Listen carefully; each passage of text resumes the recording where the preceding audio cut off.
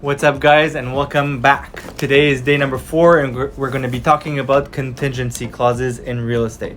So your promise to purchase is always conditional to a couple of things, and those are the contingencies. Fancy word of saying conditions. Generally, there's 3 conditions. The first one being the review of documents, the second one would be financing, and the third one would be the inspection.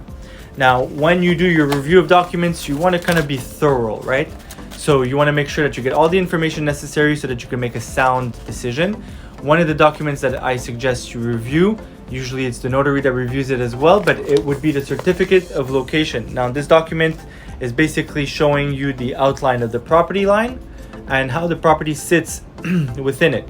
Now, it's an important document because it also talks about the setbacks, and it talks about encroachments, right of views, right of ways, servitudes, and so on, and you want to make sure that you're aware of all of these things before purchasing a home.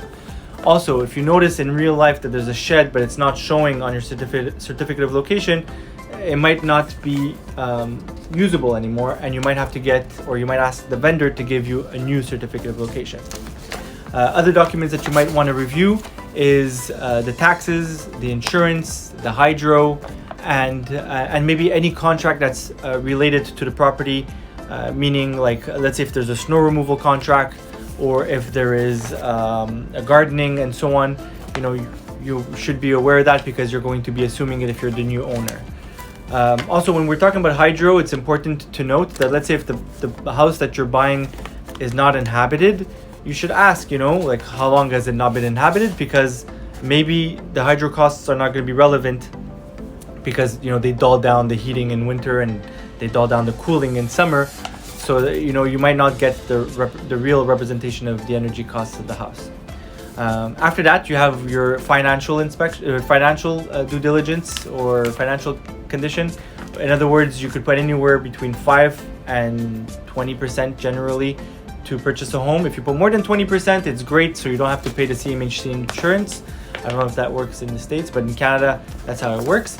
Also, you get to put down in your offer the maximum interest rate that you'd be okay to accept, and the amortization and the term and so on. Then you also have your inspection clause, which allows you to get the house inspected by a professional and diligent and competent inspector. This is very, very important, and this step should never be skipped, even in a crazy market like we had before. Always get it inspected, you never know. These are not the only conditions. You could also do condition for you to sell your property. You could do condition to see if the city allows you to do another floor,